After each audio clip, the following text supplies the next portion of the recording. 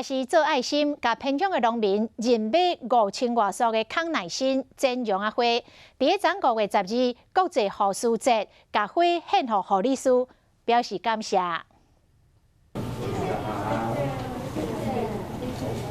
护理人员真正辛苦啊，一直拢徛伫第一线守护大家健康。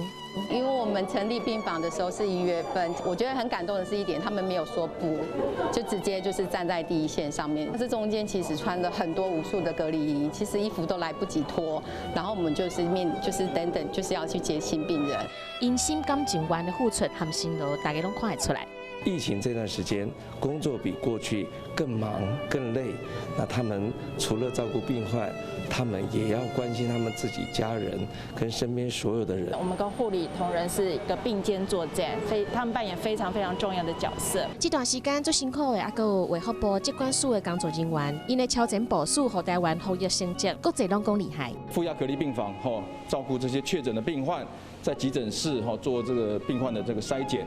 好，那么在集中检疫所，如果没有他们，我想这些事情我们都没有办法完成。防疫期间，别让医护人员太辛苦。未来防疫，大家